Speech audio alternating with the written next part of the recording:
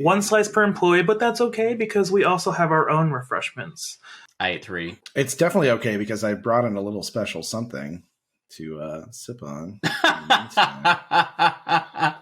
Yeah, very special Halloween for me. I have my own little candy bar in the form of candy bar vodka. So, cheers to queers. You know, I have one too, and mine is from the now defunct Carnival Triumph cruise ship. I forgot mine. Sorry.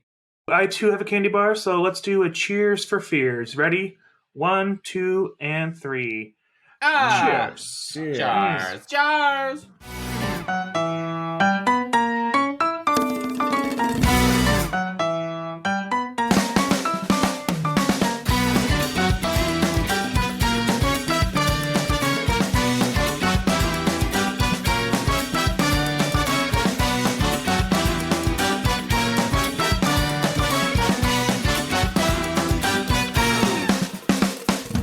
And we're back. Happy Halloween tomorrow. Spooky. Welcome back to episode 18 of Beards and Sundries. Episode 18, we're finally legal. Oh, to smoke. I want to fight in war. That's right, guys. You're back for a very special lunch break here at Beards and Sundries because corporate has thrown us a pizza party. Yay! One slice per employee, but that's okay because we also have our own refreshments. I ate 3. It's definitely okay because I brought in a little special something to sip on. Yeah, very special Halloween for me. I have my own little candy bar in the form of candy bar vodka. So, cheers to queers. You know, I have one too, and mine is from the now defunct Carnival Triumph cruise ship. I forgot mine. Sorry. I too have a candy bar, so let's do a cheers for fears. Ready? 1, 2, and 3. Cheers. Cheers. Cheers. Ooh, that's all so right. good. My name is Jay, and trick or treat. Smell my feet. Give me something good to eat. If you don't, I don't care. I'll pull down your underwear. Whoa! Oh no! Oh no! And I'm Jay. The mountain of diarrhea you'll be shitting out after eating all that candy. The reveal. Oh, that is great.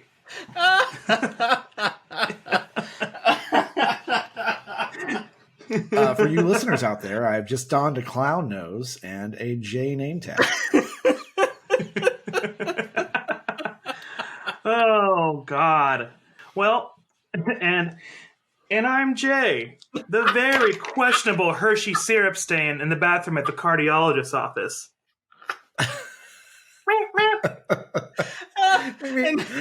And what really drives me nuts is I'm over here, for any listener that can't see, and I'm dressed up like influencer Jesus on vacation in Cabo because it's a devil's holiday. These assholes dressed like me. And that's right, Beardos. I too have donned a clown nose and a J name badge for this very scary costume. Very spooky costume. Even scarier than Michael Myers. And that's right, Beardos. If you haven't gotten it by now, we'll just help you along. Today's sundry item is, of course, Halloween. Yay! That's right, Beardos. It's the final episode of Spooky Month. We're going to discuss one of the best holidays out there. Joe, can I find Halloween knickknacks in the sundries aisle? You can find clown noses there. Meep, meep. That's right, Beardos. If you're new to our show and you're wondering just what the hell a sundry is, the term comes from an old English word meaning odds and ends. Today, it's used mainly in retail as a way to group together items that otherwise wouldn't have a group of their own. So, as three very spooky gay men with beards, we're using the term to group together the wide range of topics that we cover. Joe, what's our first topic about Halloween? That's right. Let's get into the very best holiday of the season.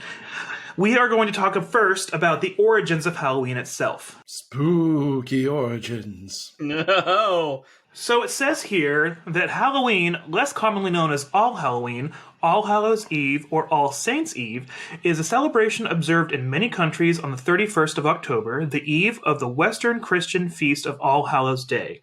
It begins the observance of All Hallowtide, the time in the liturgical year dedicated to remembering the dead, including saints, martyrs, and all the departed. What about Samhain? What about it? The pagan holiday of Samhain. Tell us more about it. I'm speaking from memory again, but I believe it predates any of those celebrations.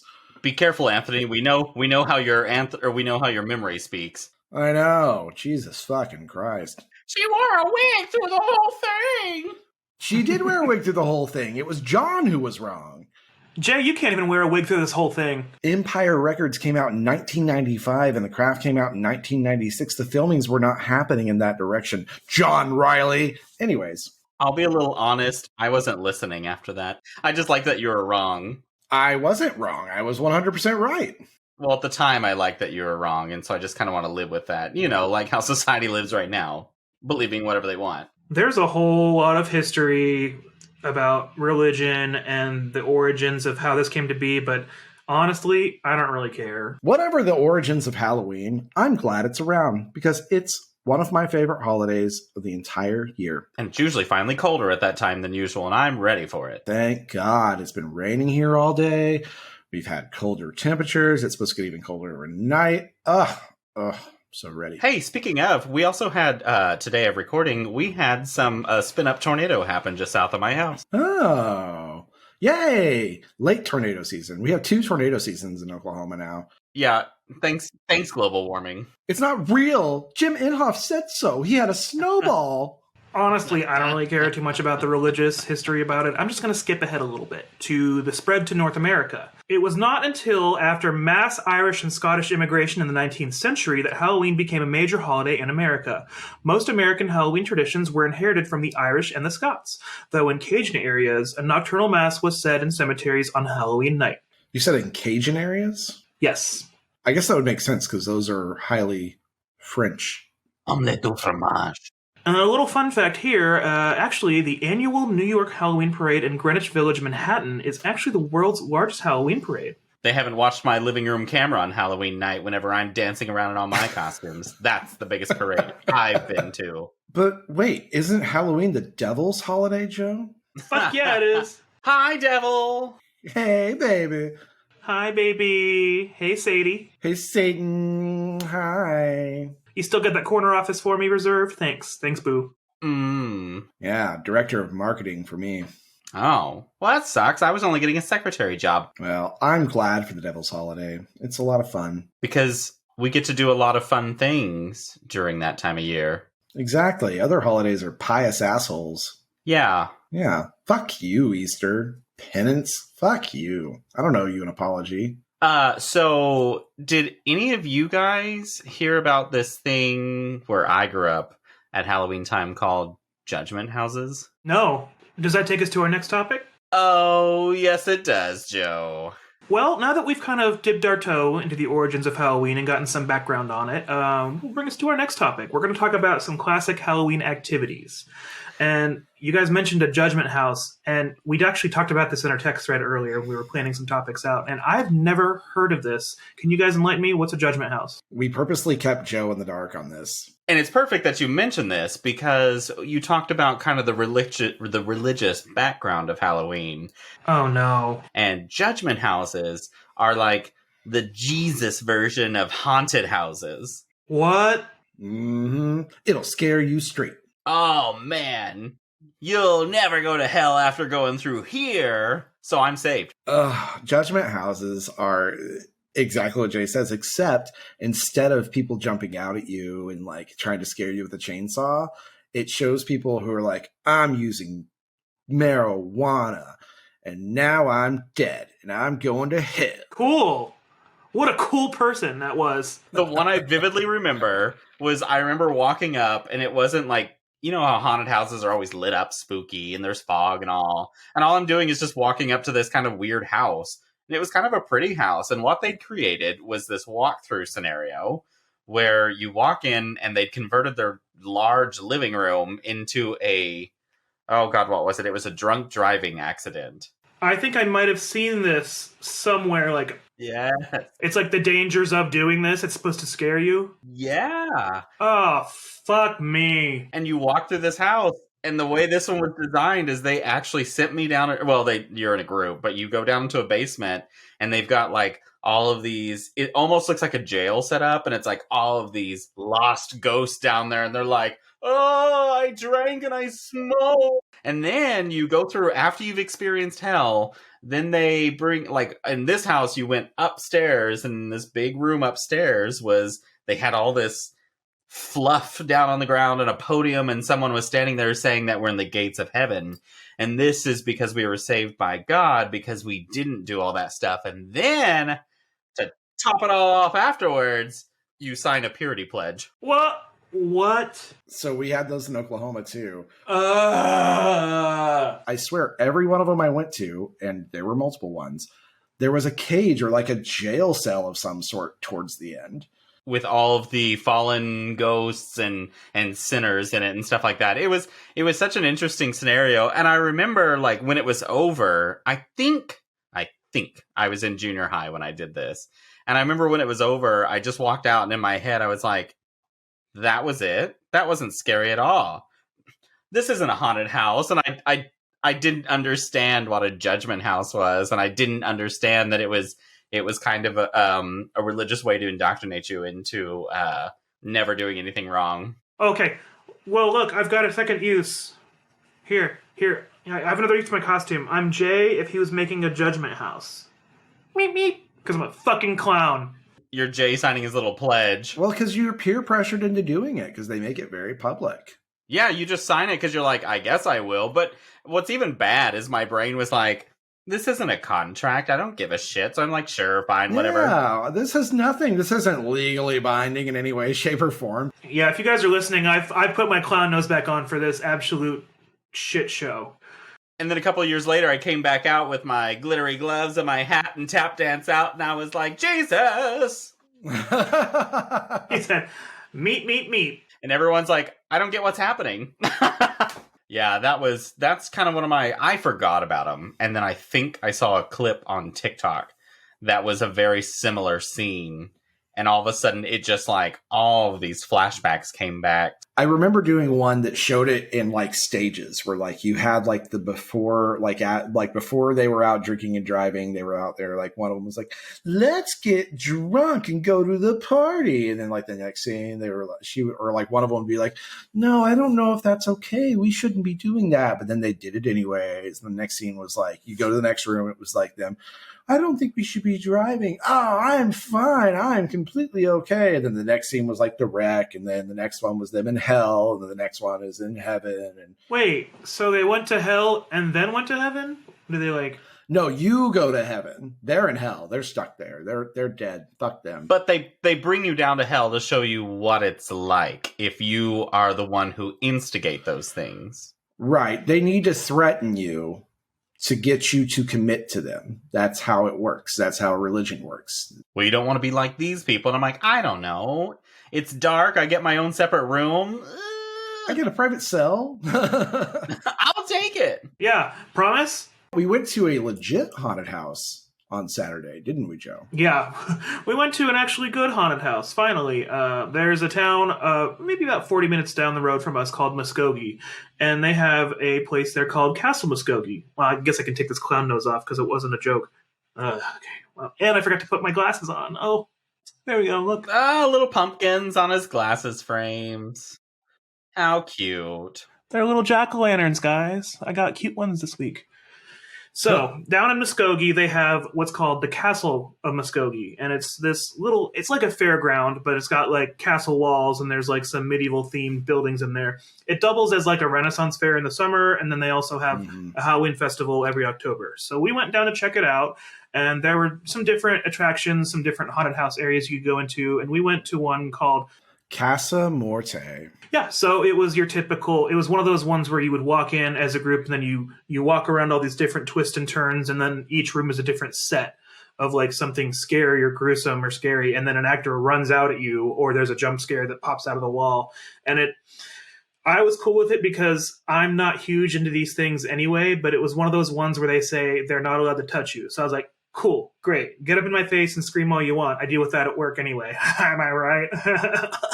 I kind of looked like Butters when he's walking along that haunted road in that one episode. I was like, loo, loo, loo, loo, loo, loo, loo, loo. And they would like run at me and they'd be like, ah, but I knew they couldn't touch me. So at the end of the day, I knew I was all right. But it was a pretty good haunted house. They did good work. It was good artwork. It was nice and cold inside. That was cool. So Jay, you would have done really well in there as one of the attractions because they kept it really cold in there because of all the costumes they had to wear. Yeah. And you're spooky enough on your own. I know. I just walk in like normal, and they're like, ah! I know. I keep looking at my name badge, and I'm like, oh, okay. Oh, God.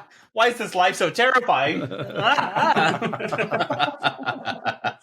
It was really fun. And actually, I don't get scared by jump scares and those things very often just because I know, like, you're not going to touch me. You expect it, yeah. Yeah. And so I also, like, clock my corners the second I walk into a room. I'm like, I saw you doing that, and I really appreciated it. Then at the very end, there was a guy who jumped out at me.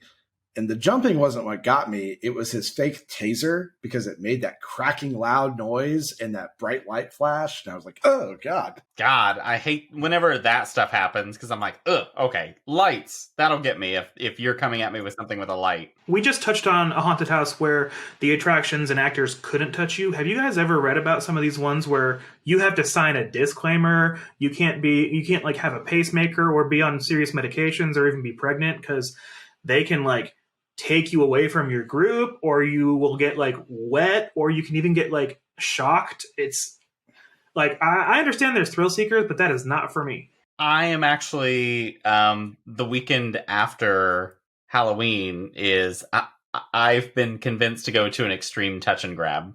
Ooh.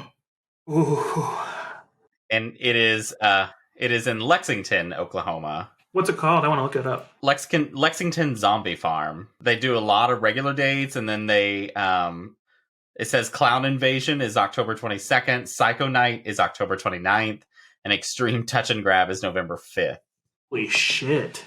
And so I will be there next weekend. I wonder what I have to sign, because I don't think my cardiovascular issues caused that issue, but who knows? You will get messy and wet. That's fine.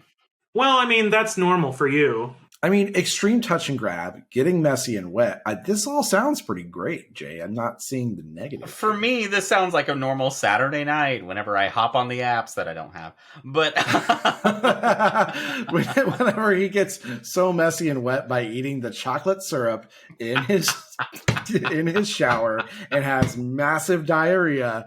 Yeah, don't forget your chocolate syrup. Just fucking shoveling the syrup in one end and spraying it out the other. And he's like, ooh, messy and wet. Touch and grab this. It'll be the most action I've received in weeks. So, listeners, we won't be able to cover the extreme touch and grab haunted house that Jay is attending the weekend after this comes out because we will air the day after that. And it's not enough time for me to record and edit. So episode after next, we'll follow back up with Jay's experience and find out what happened. Yes, we can talk during the month of November about my near-death experience. Well, as Halloween events are concerned, haunted houses are great, but a lot of people attend Halloween parties. I think the last one we went to was a Halloween party / going away party for one of our friends who moved to Phoenix.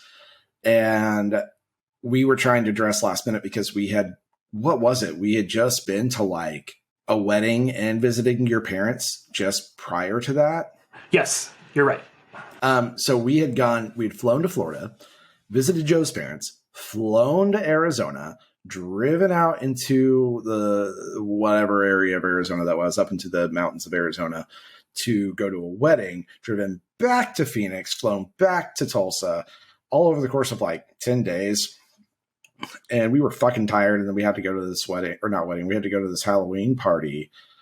And so we were just at one of the costume shops that's local to Tulsa that we were trying to figure something out. And so I went as Fred Flintstone. And I went as Fred from The Handmaid's Tale. Oh. And we had to explain that way too much to people. Yeah, come on. I thought it was funny. Well, it is Oklahoma, and nobody wants to acknowledge that show because it seems very weirdly accurate. I don't remember the last time I've been to a real, like, Halloween party.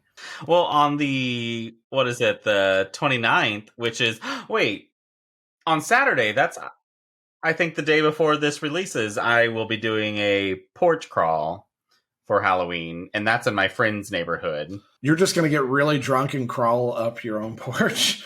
Yeah, precisely. I don't do that just on Halloween. I know, I do it at my house 24/7, but this is a different neighborhood, and they're all much more rich than I am, so they have better drinks than I do. Ooh. Hey. So that's the goal here. No, I'm kidding.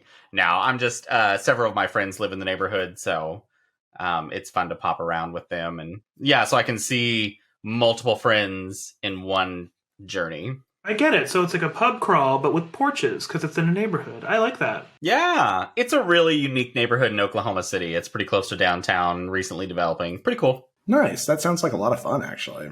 Yeah, I'm pretty excited for that one. You have to take some pictures. Are you dressing up in a costume or just dressing up like bougie? So allegedly we're not dressing up, but I kind of feel like I should dress up just to be that guy. You could always dress up as Trey Kennedy's character for Fallelujah. Or I'll dress up as, I don't know, Hillary Clinton just to see what happens. I know there's a really, like, super, super conservative guy in the neighborhood, and I think it would be hilarious. I can't believe it. But, yeah, so as of when this episode releases, I'll have already been to that party, so imagine that I already had a great time. So it's fun that you mention parties because, you know, you wear a costume to a party for Halloween. So that kind of ropes us into my next topic I have for us, which is costumes. I had a fun way to do this. We're going to talk about costumes in 3 stages. The first one being as a kid. So remember the thrill of getting your Halloween costume, whether you were at the store or your mom was making it from scratch with you. I had some pretty cool ones growing up. One year I was a solar system. And I think I have a picture somewhere, so we'll find it. I did it with my mom and my dad. We painted styrofoam balls into little planets and stuck them to a bicycle helmet, and I was a big sun. That was a fun one. Did you guys ever have any homemade costumes as a kid? Oh, hell yeah. Every costume was homemade. A lot of mine were. We just didn't have the money to go out and buy stuff. There was only one year that Mom I think they got us, it was basically like a jumpsuit that was a pumpkin. And that's it. That was the only year we kind of bought something that I remember geared towards a full costume. And we happened to get lucky that year was an extraordinarily cold Halloween. And so we wore these really thick coats to keep us warm. And so it actually made us look a little bit fatter for pumpkins. But I remember distinctly whenever I was in either kindergarten or first grade, I went as Batman, but it was a homemade Batman. So like to get the ears to like stick up, they used these like foam cones. So, but since they were cones, they stuck at the side of my head, so they were like this instead of like this. So instead of going up and down as like parallel to each other, they were at like a 45 degree angle on my skull. So I looked fucking ridiculous. I don't even know if I have pictures of that. I'm trying to remember. When I was really little, I was a train conductor one year, and then I was a hobo one year, and every year after that. I vividly remember the year I was a hobo. My sister was, you probably won't know who this is, but it was Carrie Nation. She was a woman who was very supportive of prohibition. And so she would go into bars with like axes and tear up the bars and demolish all their alcohol. And so she was a very conservative protester. And so for some reason... That is scary. I know, and for some reason, we're in my little tiny town, and my sister is dressed up in this depressing-looking dress, walking around with a little axe. That's hilarious. Oh, and I was a pirate and a chef, and those are the only ones I can remember.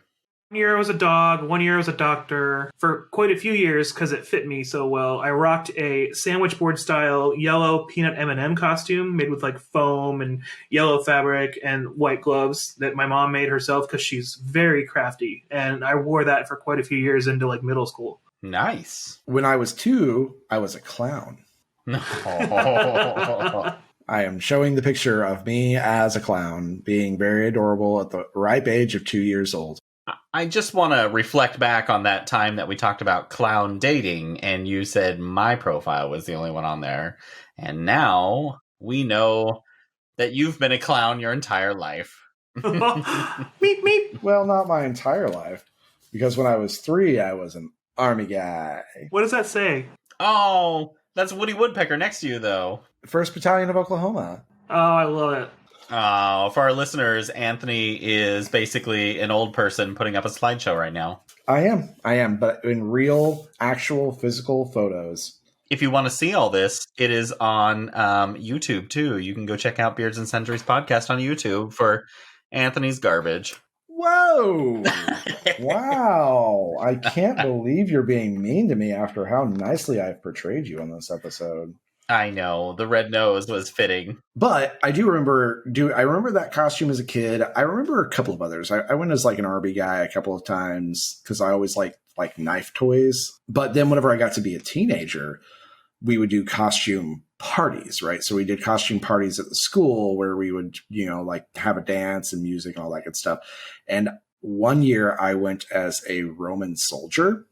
And I rented the costume, so I had like the full like leather armor and the tunic and the whole thing. But the tunic was really short, and I wore the world's shortest shorts under that. Ooh. When we played Limbo, everybody was like trying to look up my tunic while we did the Limbo. I'm still trying to look up that tunic. I've seen it, but it's not that impressive. Well, I mean, haters gonna hate, I guess. I remember parties at school. It was always cool to wear your costume and go around, and some of the cool teachers would usually like trick-or-treating throughout different classrooms, and you could go to school and trade candy with each other, and usually the school lunch had something fun and creative whipped up if they were feeling festive too, so that was always fun and nostalgic. I feel like in high school, nobody really got into dressing up a lot, and I was really good at last minute just finding shit, which is still how my life works, because I'll be like, oh yeah, Halloween's here. And then I'm like looking through my house. I'm like, what are normal things that I can wear? And then play off as I'm dressed up as something. As the beginning of this video shows, I put on a wig and then put on clothing I own. That's sad. But that's what I do. I don't normally spend the money on costumes. Last year, I spent very minimal on stuff. And I dressed up as, who was it? It was Sirius Black. And it actually pulled off pretty well. Except I was at this party in Wisconsin with my ex, and everyone kept asking if I was Beetlejuice. And I'm like, oh, were you like Prisoner of Azkaban, Sirius Black? Yes, I was prisoner still. Because what had happened was I'd put on my prisoner outfit, I had my wand, I had my hair, and I had a chain broken hanging off my wrist. Okay. I'd made a sign that said Sirius Black on it, but apparently reading's tough.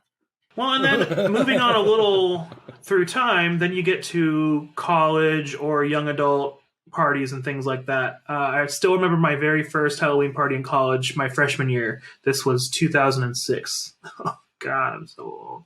That's when Devil Wears Prada came out. I, like Jay, was doing last-minute costumes because I didn't really think about it or plan ahead. So my freshman year, I just went to Goodwill and found some random shit, and I went as an old lady with like an old-fashioned dress and like a head bonnet and headscarf that I tied.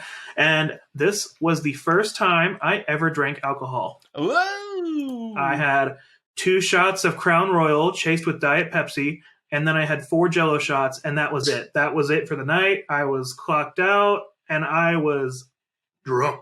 And then, a couple years, there was another great year where I went as Kelly from the video Shoes, where she's like, shiz. Oh my God, shiz. Oh my God, shiz. I remember that I walked into my friend's Halloween party, and my friend laughed so hard that she tripped backwards and fell down a flight of stairs. Joe killed someone. He's that funny. Sorry, I don't know why that just made me think of that Family Guy skit where someone dressed as Barbara. Oh no, the woman that was killed by Barbara Bush. And they're like, Barbara Bush killed someone. Laura Bush. Laura Bush. Sorry. It is funny that you mentioned Family Guy because I think the very next year I went as Peter Griffin because I had these green corduroy pants that I already had. I had some brown shoes. I stuffed a couple pillows into a white dress shirt, and I already had glasses and brown hair, so I just kind of combed it to the side. And then one of my friends who was in color guard with me, she was already a redhead, so she found Lois's clothes, the khakis, the red shoes, and the green shirt, and we were Peter and Lois, and it was awesome. Gosh, I did one year we had a party at a friend's house, and I think Joe was at this party before we were actually dating. But I went as Quail Man. from Doug. That was cool. Oh my gosh. Yeah, that was a fun costume. I got like... Tell people how you got the belt. So I did the belt by like basically using a blow dryer and super glue to like warm the leather up and then like to mold it the right way. And then I used super glue to like push it to where it went straight up. And then I used that blow dryer to sort of like curve it around as well to where it would stick that way. And it was a great costume because it was entirely homemade. I just used stuff I had around the house already. I literally used like red masking tape to make the Q on my vest. And I just put on some tighty-whities over my cargo shorts. I have to be honest, though. The costumes that are kind of made by hand are really just... They're more fun. You almost feel more proud of them. You've put more work into them. That was probably one of my favorite, like, adult costumes that I ever had. And then, yeah, going further into our lives as adults, I went to a couple Halloween parties in Oklahoma after I moved there. And then we moved to Tulsa. I remember Anthony was working for a telecommunications company at the time that I thought this costume up, and he was at work that day. And he was working at a retail store. And he'd been working for this company for quite a few years at this point. So there was a lot of clothing from his job. There were some name badges. There were some old devices that he still had laying around. So I found as many of them as I could in our spare drawers. I donned a work shirt. I put on his name badge, and I showed up at his store unannounced. And all of his employees died laughing. They fucking loved it. The best part about it, I think, was that I talked about, you know, whenever you're with someone for so long, they get used to like some of the work lingo that you have because they hear you talk about it. And so Joe was able to like come into the store and like list off KPIs and be like, we need to work on this thing and we need to sell this. And I was like, this is fucking awful because this is literally what I do every day.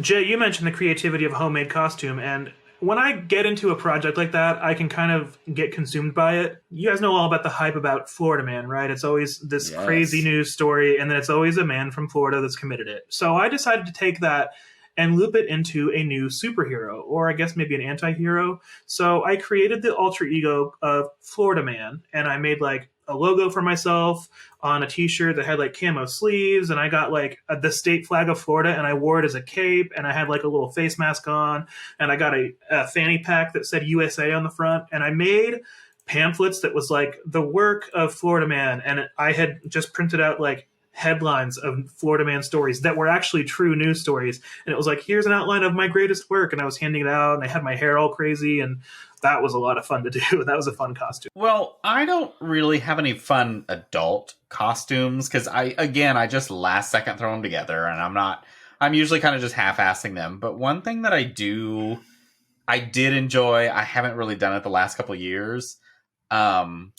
decorating my house exterior for Halloween. I always, every year, I'm just like, I'm not going to do much. And then all of a sudden... You're just down at home, just filling the cart. Yeah. I just like walk into the store and I'm like, oh, I'll just get a couple of these things and I'll just put up a couple spider webs. And then all of a sudden I've got this shit show of a house, and my uplighting is always what's really good. I love decorating my house. I haven't done it since COVID because that year I was recovering from health issues that year, but also we just had that October ice storm. Oh, yeah. I was out of power for 12 days, and so 5 houses down from me had power, but then my half of the neighborhood didn't. So I was like, well, there's nothing I can do, but nowadays I just do uplighting, because I have uplighting and tree lighting all over my house, and so I just... and you can change the colors, right? And it's Philips Hue, so I changed the colors of it, and so right now my house is green and purple. It's normally red, just to really reflect what goes on in his house. Usually it's brown. It's first one, then the other. Oh my god, I hate you. So if we're talking about costumes, do you guys also did you do a lot of trick-or-treating? Yes. And that brings us to our next topic, Jay. Thank you, which is candy. Oh, nom nom nom nom nom nom nom nom nom. We're going to start candy in a fun way. What is the best Halloween candy in your opinion? Okay, so I'll say mine, and it is trash, and everyone's going to make fun of me for it, and I deserve this. I don't ever make fun of anyone. But I love... Okay, get ready. Dots. I love dots too. Really? Oh my god, because every year at Halloween, I will buy that Tootsie Roll bag because I love like the Tootsie Roll, the flavored Tootsie Roll, Dots. Oh, bitch, I do like the flavored Tootsie Rolls. I thought I was just crazy. No. I like Dots. Oh, they're so good. The flavored Tootsie Rolls are good, but like Dots are, they're so good. I haven't bought any this year, and I don't know how. I'm going to say my favorites are the Trolley Bright Colors. Ooh, the little sour gummy worms. I love those so fucking much. Yeah. Oh, yeah. I love a good sour gummy worm. Yeah, I do too. Gummies in general. So I guess like that or Sour Patch Kids, but like real close between those two. It is that chewy candy that I like that. I do too. I like fruit candies. I like sour candies. I've always liked sour candies because I was a weird kid, so. Oh, you were Warhead obsessed. I still eat them. Ugh. Our stylist keeps them in her studio, and so I go and I eat them while I'm in there. Like, oh my gosh. Ugh.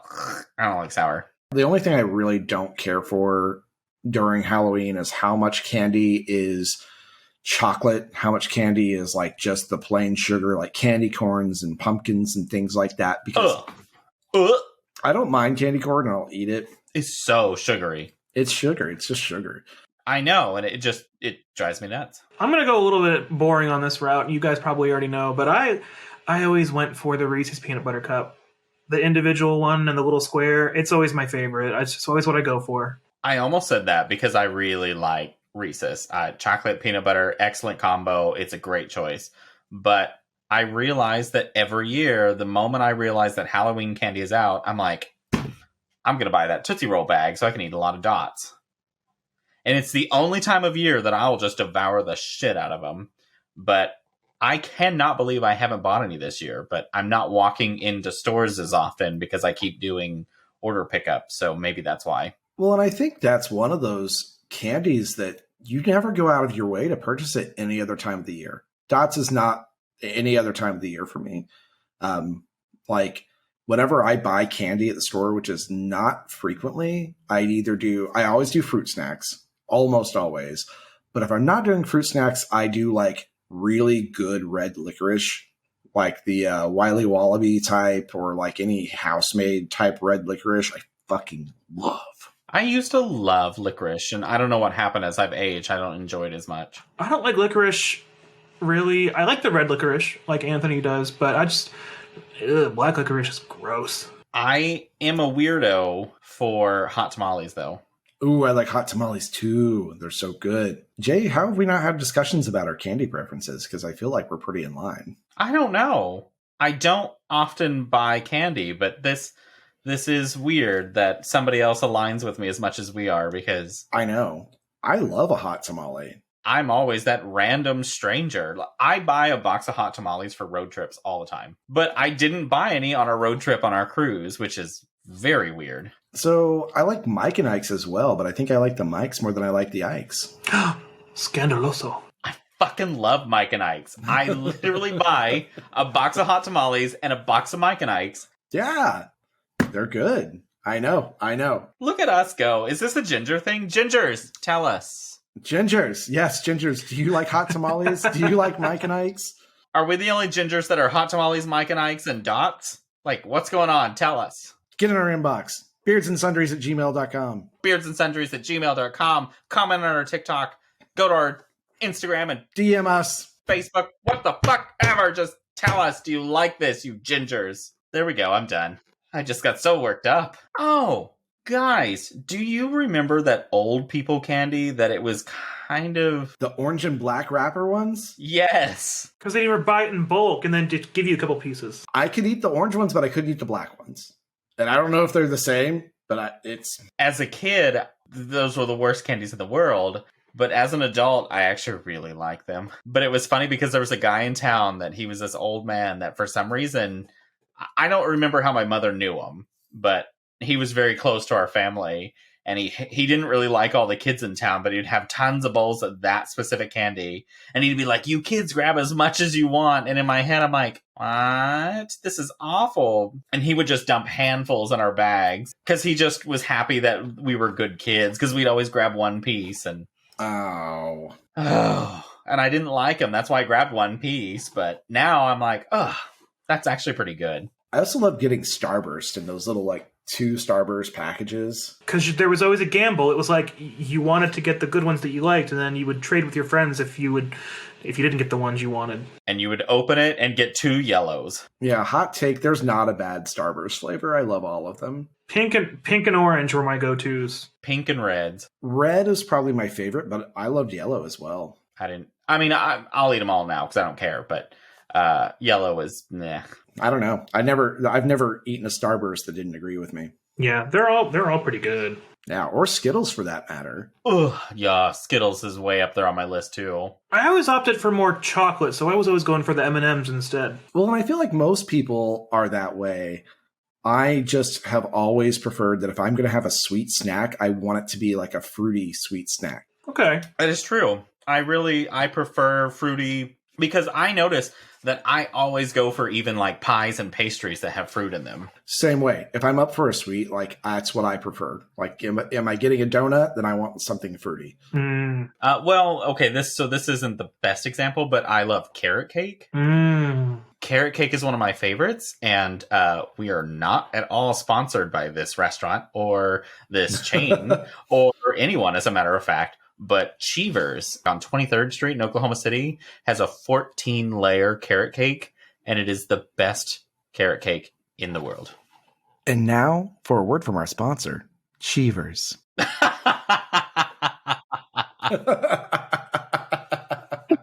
Well, Jay, you talked about how you were good little kids that took just one. I was going to talk a little about trick-or-treating, because, of course, all 3 of us grew up doing that. Yes. It was always fun. There was always the thrill of going with your friends, running up to the house, getting the candy. There was always the dope-ass house that had the full-size bars that were always the busiest.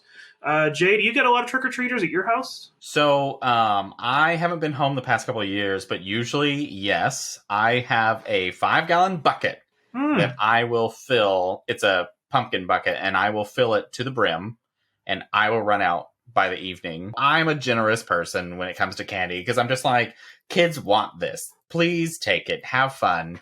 And also, I'm not shitty to the teenagers that come by. Yeah, take some candy. Like, I'm like, if you guys are out doing this and having fun, and I'm just like throwing it in there. Great. Enjoy yourself. Who fucking cares?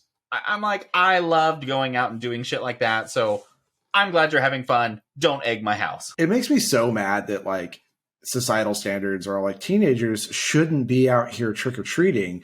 They should be doing something else. They're too old for that.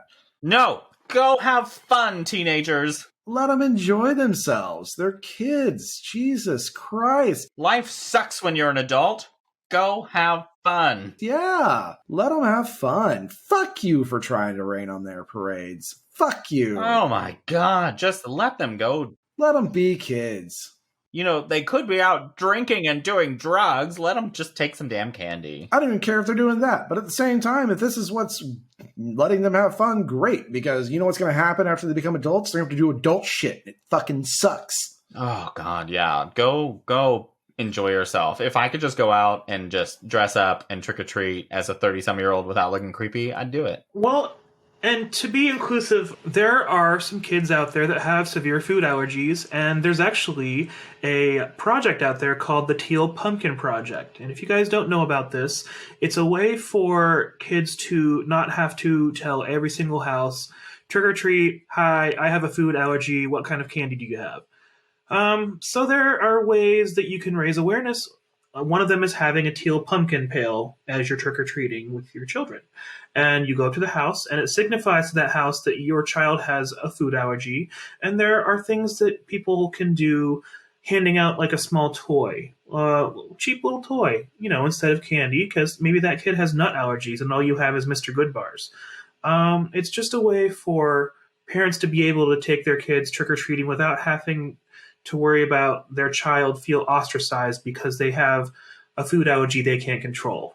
I never thought about that. There's also a project where it's a blue pumpkin, and that signifies that your child is on the autism spectrum. Blue pumpkins have now been informally adopted by some families across the country as a vehicle to raise awareness for autism spectrum disorders after the idea went viral on social media.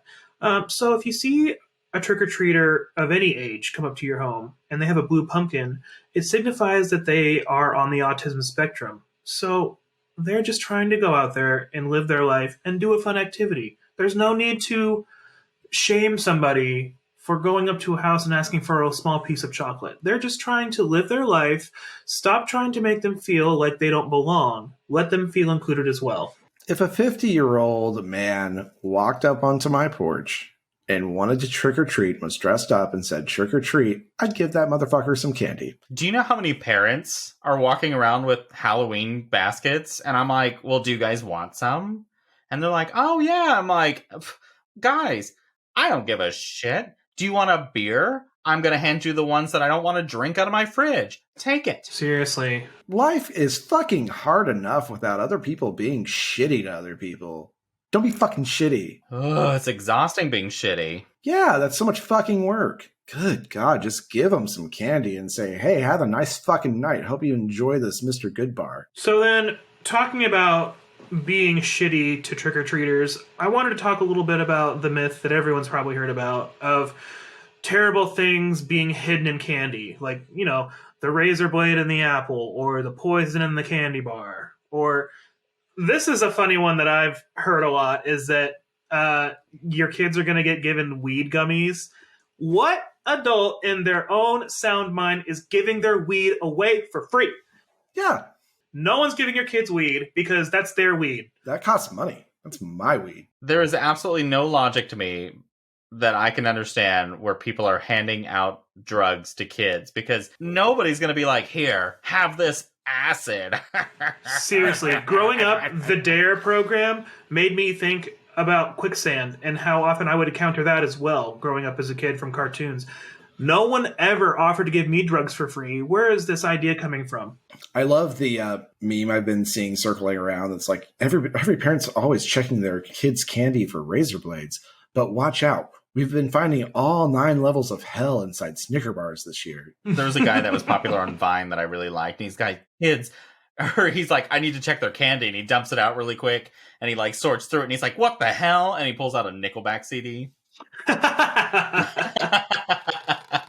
And now, for a word from our sponsor, the Golden Boomer Candy Company.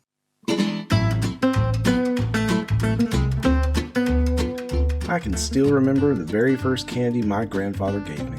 Toffee-flavored glass shards from his very own business, the Golden Boomer Candy Company. The way the golden wrapper was glued shut by the semi-melted sugar, the piercing pain I felt upon biting into the not-so-luscious sweet treat. Well, now I'm the grandpa. And as the CEO and owner of the Golden Boomer Candy Company, what do I give my grandkids? Nothing but millions of dollars, stocks, and executive positions in the business. For everyone else, get a job. The Golden Boomer Candy Company isn't a charity, you bums. The Golden Boomer Candy Company, the makers of toffee glass and caucasity seasoning.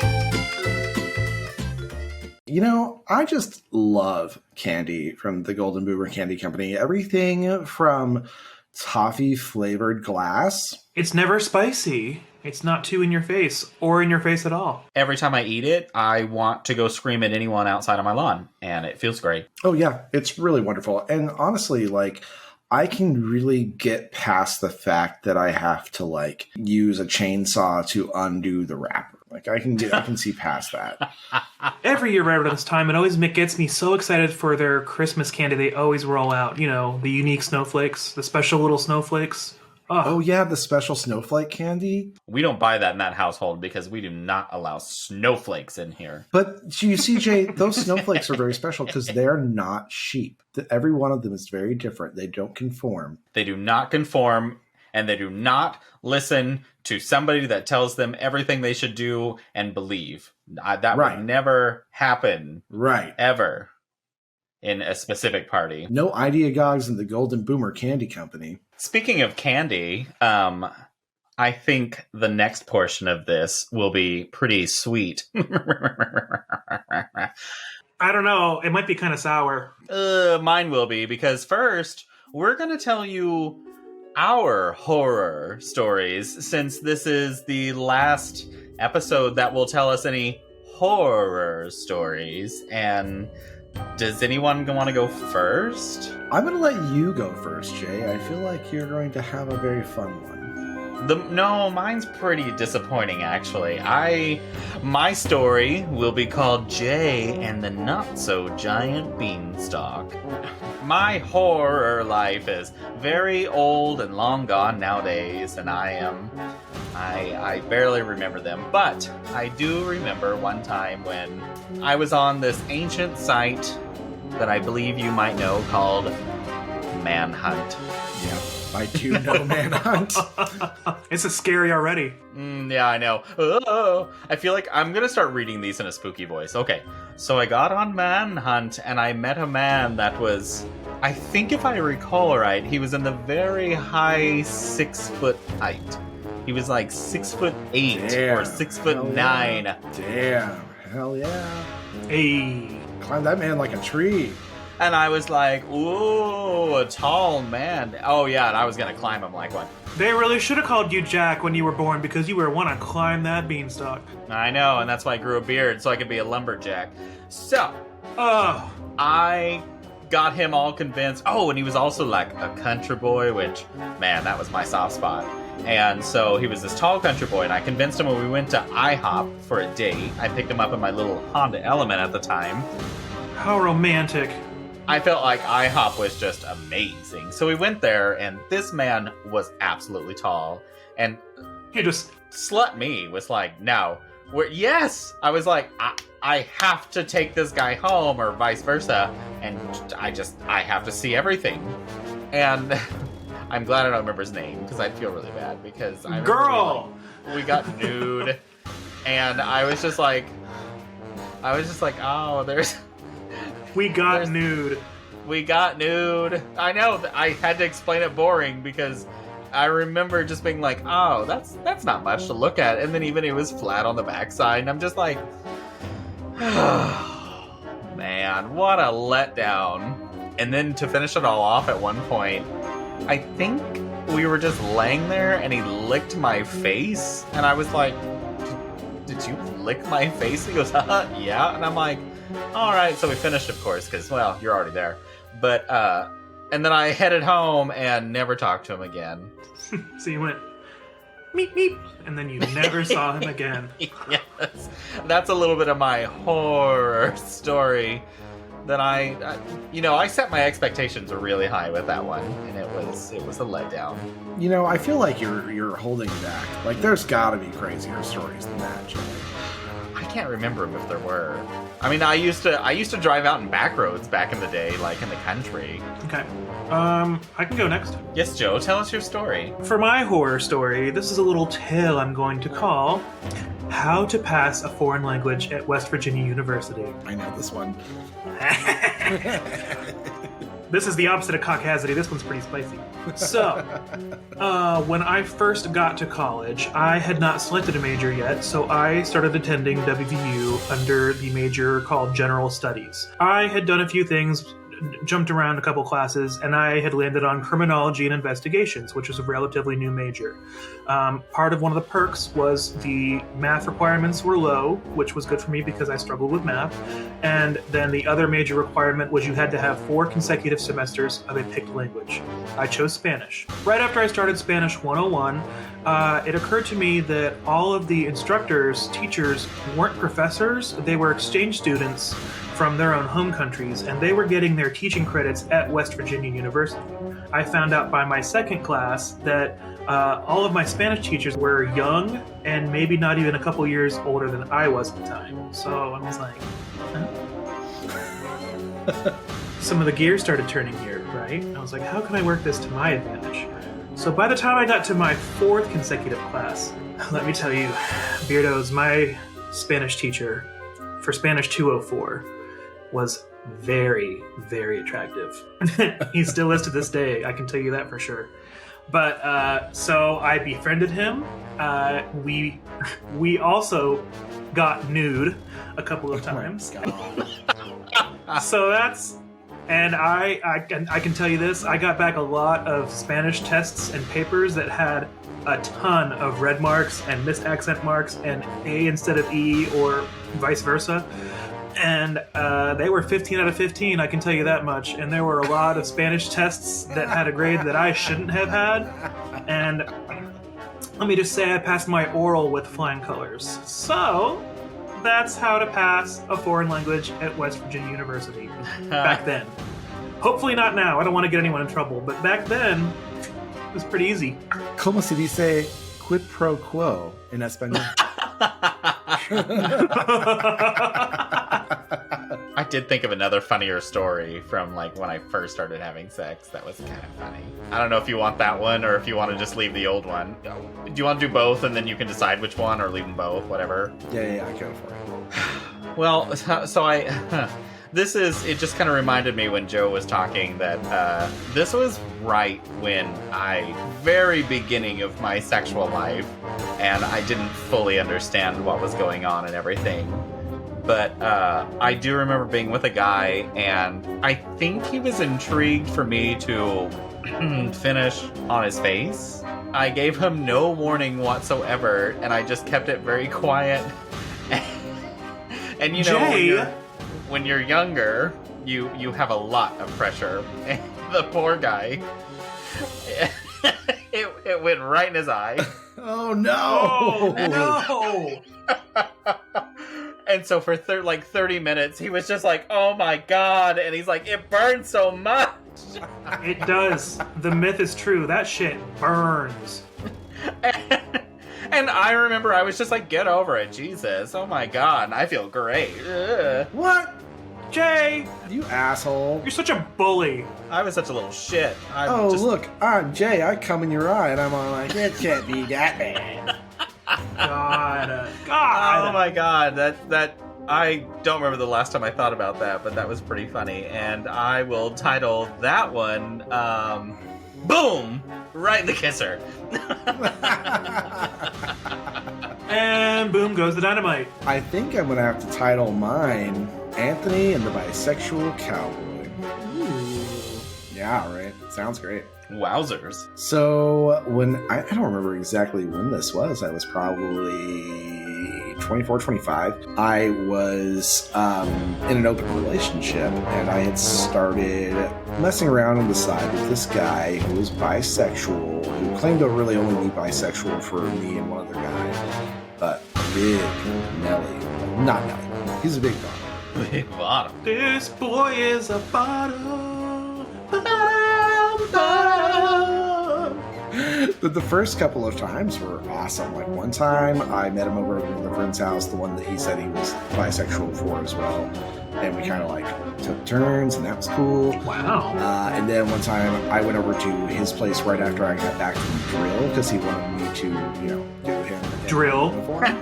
Well, he wanted me to drill him in my drill uniform, so I was in my full After drill. BDUs and stuff. So that was fun. Meep, meep. I made him clean up his couch afterwards because he made a mess all over it. Oh no, not the UV light. But then we were doing it at that same friend's house again, and I was topping him, and he was looking at me, and he was like, "Oh yeah, do you love fucking me?" And I was like, "Yeah." I was in the moment, Yeah, cool. and he was like, "Do you?" And then he went, "Do you love me?" And I was like, "Sir, what?" Was it just like, I don't remember what I said. Can I just say I love doing you? I did love doing him, but that was such a reach. love the idea of this. We had never spent It's all about communication. we had never spent any time together that was not me fucking him. That was the only time we spent together. I just imagine you're just. Yeah, but that's gay love. That's no. That doesn't count. There's a difference. Sex is not the same. What? Baby, there was no love there, that's for sure. I was so taken aback. I was just like, what the fuck just happened with this? That was the last time we did it because I couldn't do it again. I was like, no, this is too weird now. Ba-da-ba-ba-ba. He's loving it. Well, yeah, he didn't even tell you he loved you. He literally asked if you loved him. I know, which was like, whoa. Because we'd only ever had sex. That was it. It wasn't that awkward Freudian slip like, oh, I love you, because, you know, you get that emotion when you're having sex sometimes. It was literally, do you love me? Yeah. Followed up with, do you love fucking me? With, do you love me? And I was like... I feel like we should fill it in with this at the moment.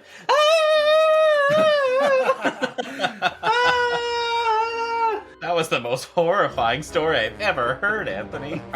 Love. I mean, why do we have to ruin a good thing with love?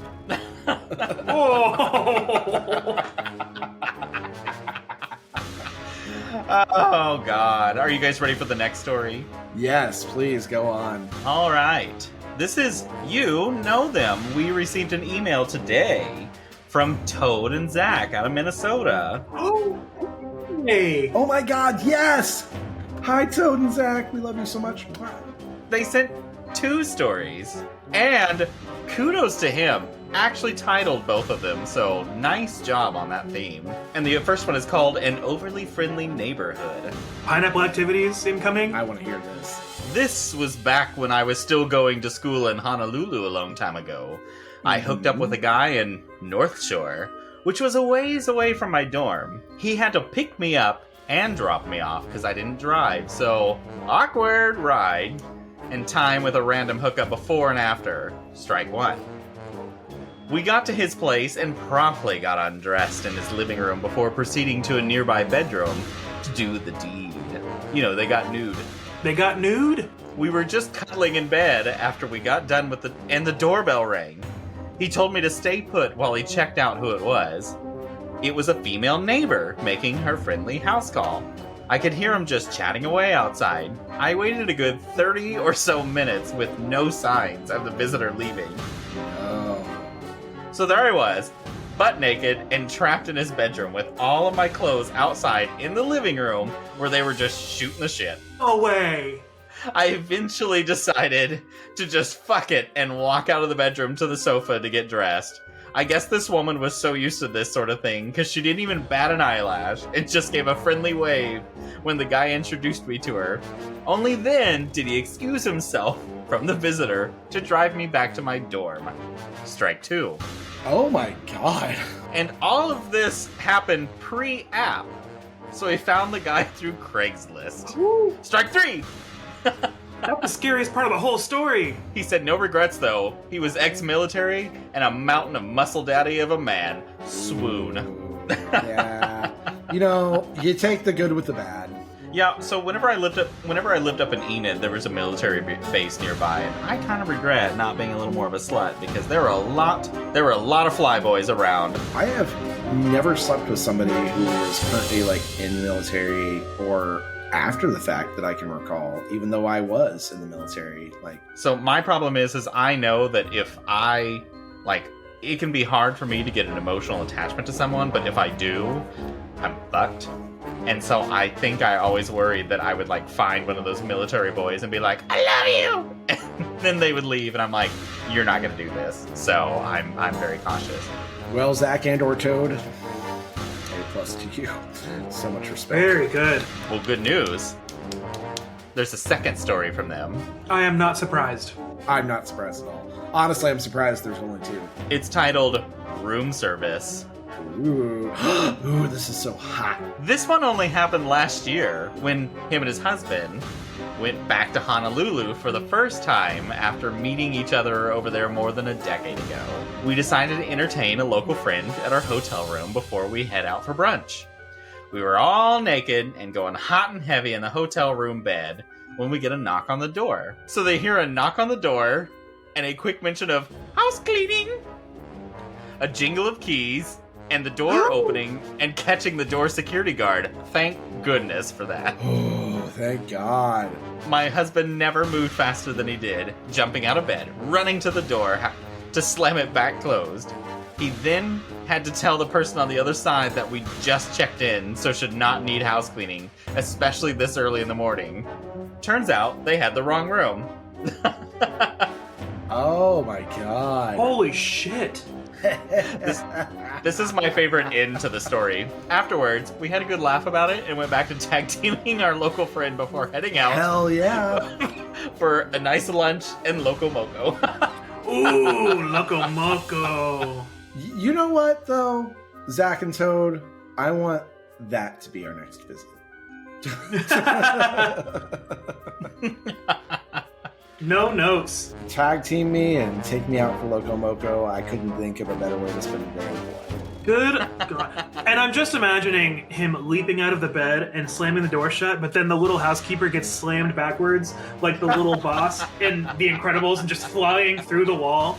She just gets slammed backwards into the opposite wall, and like there's an outline of her body there when he opens the door later. Yeah, great job. Great job. Guys, we received a lot of stories today, and I'm so excited for them because I'm excited for you to hear this next one. And this one was not titled, but I'm going to call it Daddy? Question mark? So shortly after moving into the city, downloading Grindr, and having the courage to finally start meeting guys, I had a guy invite me to his apartment. After some convincing on his part, I went to his place. Later that evening, I arrived at his place, and we proceeded to the bedroom. Things seemed pretty normal at first, kissing and the usual things that one would do with another guy in the bedroom. But As you do. As one does. that quickly turned into a what the fuck is happening situation. Uh-oh. I'm laying on the bed, as he is, let's say enjoying a good evening stroll, when all of a sudden he stops mid-bounce. And was like, oh my god, you have to hide. Get under the bed. I was freaking out like, what the fuck have I gotten myself into? Does he secretly have a wife, a girlfriend, a husband? I looked at him and he's like, I think I hear my boys coming up the stairs. They can't see you here. All while thinking... Sons? Yes. All while thinking, this is fucking crazy. What the fuck? I reluctantly laid between the wall and bed as there was no damn way I was crawling under that bed. He leaves the room for a couple minutes and comes back. At this point, I look at him and said, you didn't tell me you had kids in the house. Single me was an equal opportunist. Plus, dads with kids are pretty sexy. But at least they tell me they have them there. Whew. I would have never agreed to hang out had I known he had 2 kids at the house. At this point, there was no way I was going to be able to complete the task at hand. So he just finished himself as I got dressed. But it gets better. Oh my god. He asked me if I'd be willing to climb out the window. We're on the 2nd floor, and I was not crawling out a damn window and jumping from 10 to 15 feet up. I made it clear I was leaving the way I came in. Right you were. Because he should have warned you beforehand about that shit. That is fucking... Oh yeah, what a shitty move. And he finally agreed we had to quietly creep down the stairs as he kept an eye out for the kids. Once it was clear, he rushed me out the apartment. In hindsight, he was neither good looking enough, nor that good of a lay to put up with that sort of drama. And... Nobody is.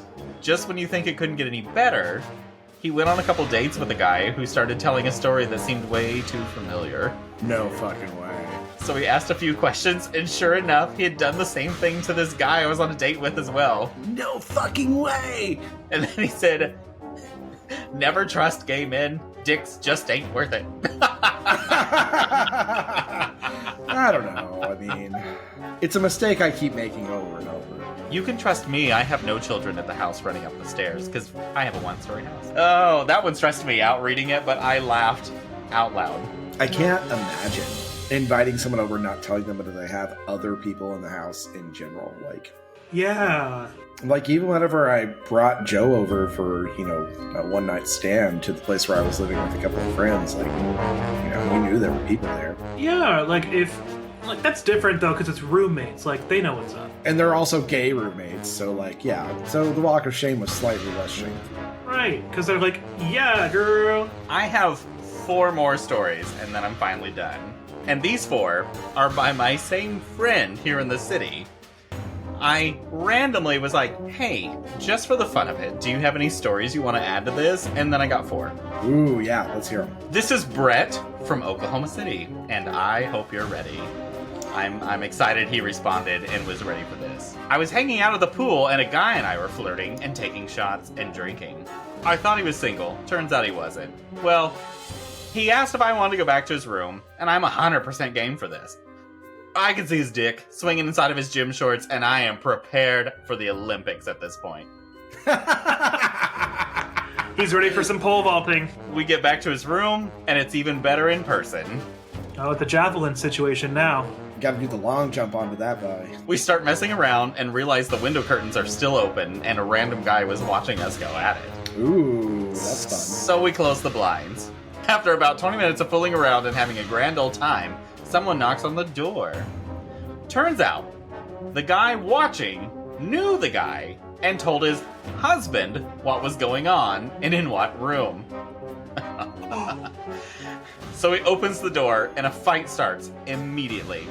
There I am, naked, laying on the bed, watching all of this. The husband throws the guy's keys across the room and tells him he can sleep in the garage apartment from now on. Well, the next week, the husband messages me on Grindr and asks me to come over and play with him and his husband. So I did. What? And we even fucked in the house. So I guess they resolved their issues, but it was definitely tense during the threesome. Like he was trying to get back his husband, but I was fine because I was getting what I needed. The little spit roast that could. See, this is the thing about people who are in relationships having sex with you. Even if someone tells you beforehand that they're in a relationship and, like, if you end up having sex with them, you're not a bad person. You did nothing wrong. That is all on them. Oh, It's yeah. not up to you to manage their relationship in any way, shape, or form. And if the spouse gets mad at you, that is because they have to take it out on someone, and you are not the guilty party. They are steering away from the real problem. Which is not at all you. Oh man. All right, Brett's second story. I met a guy off Grindr again. Went and had some okay sex. Nothing special. Just did the job for the moment. But he asks if I wanted to go get some food. Of fucking course. A fucking course, right? Rail me, buy me food. That's all I want in life. Well, we go eat Indian food, and he says his brother and his girlfriend were meeting us. What? His brother shows up, and I had just had a random hookup with him the week or two before. He looked so scared the entire time. Yes! And was very awkward with any conversation. I never told either of them that I'd fucked the other. That's family drama. I here for it. But for the record, his brother was better. Brett! Alright, story 3. My best friend has my location at all times. So anytime I have a random hookup, I'll call her and tell her to check my location periodically, just to make sure, I'm not dead. Smart. Smart. She didn't answer, so I left her a voicemail. Well, I was on my way to a seedy motel right off the highway to fuck with this man for the night. As one does. The room literally cost less than $40. It was gross. We get to doing the deed and my friend calls back in the middle of being railed and my back broken in half, and I answer her and simply say, I'm getting fucked right now, so if I don't answer in the morning, follow my location. So I hang up and just tell him, while he's inside of me, now you can't kill me. My friend has already looked at where we are. Well, while we're going at it, I tell him I like to be choked. And I mean, full on, like, might see Jesus, choke me out, get at it. Throat on, applied directly to the throat. I mean, Brett, me too. You got anger or passion? Show me. So he chokes me so well that I full on black out and pass out. Not that hard. I don't want to be choked that hard. I come to with him freaking out because my eyes have rolled back into my head. I wasn't worried. So he thought he killed you. In a seedy motel. This is the part that gets me the most for someone who's panicking. He goes, I wasn't worried. He was a field medic in the military before, and I knew if he could assist a bombing victim in the middle of the desert, he could revive a slut in a motel.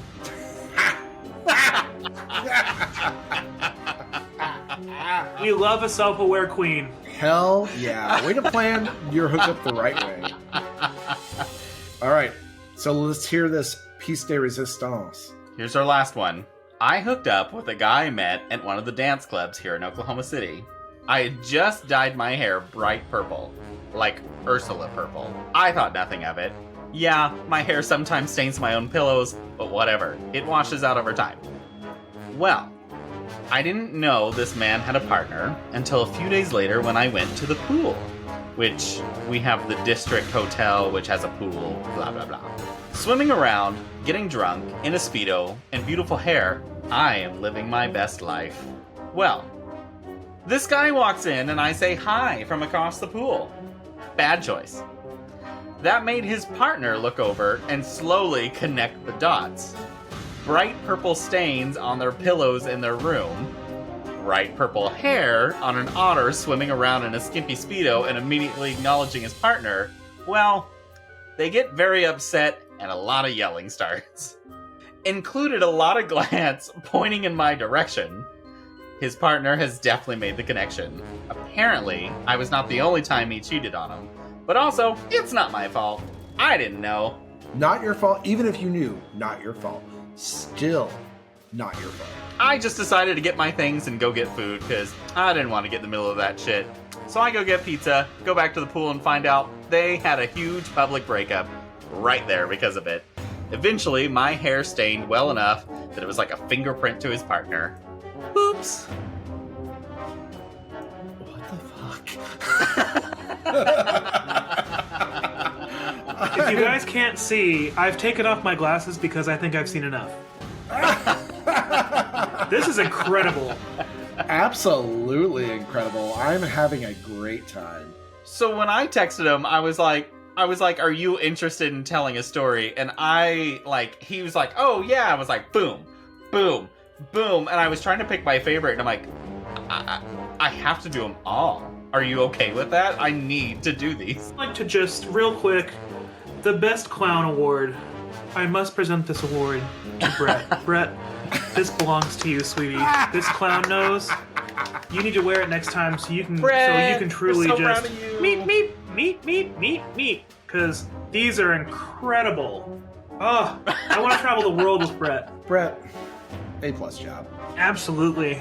I'm gonna be honest, every story today from our listeners was the perfect ending to our horror stories of October.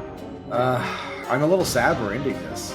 I know, I loved them so much. I was wondering if maybe we should try and start a month of Thanksgiving stories. No, you're right, listeners. If you love the horror stories, and you'd like us to keep going on into Thanksgiving stories, Tell us something awkward that happened. Thanksgiving and thanks receiving. Ah! well, this has been really fun. Brett, you're an incredible human being. I need to meet you soon. But I hear the music coming back on. Mm-hmm. It's time to go. Pizza party's done. I only got one slice. I'm still so hungry. There's still a couple over here, I think. I don't know. Maybe the shop cat will get them for us. I ate way too much. I don't know. I think Sandra ate most of them. Stupid Sandra, such a bitch. That's right, guys. Unfortunately, Spooky Month has come to an end. But fret not. We are going on with the Burrs. Our next episode will be November. We've got some great ideas coming for you guys soon. We're so excited. We want to hear from you. Keep all the emails coming. Keep all the reviews, the 5-star reviews, hopefully. We hope you are enjoying everything. And you're going to hear this the day before Halloween. So if you listen to this on Sunday or Monday, as I know a lot of our listeners do, happy Halloween. We're so glad that you listened to us. Be safe. Take care of yourself on Halloween. If you're going to a Halloween party tonight or tomorrow, drive safely, use an Uber, don't drink and drive. Because then you'll have to go through a judgment house if you do, and that's sad. Exactly. Enjoy yourself, but be respectful of yourself too. You want to make it home safely. And make sure you love yourself, because we also love you. We love you so much. Keep sending us feedback. Keep sending us games. Keep sending us suggestions. Communicate with us in any way, shape, or form. We're at beardsandsundries@gmail.com. You can message us on any of our socials, whether it be TikTok or Instagram or Facebook. We're also accepting 5-star reviews. Yes. And you can also write a review. As we close out the year, we're going to come to the close of season 1, and then season 2 kicks off at the beginning of next year.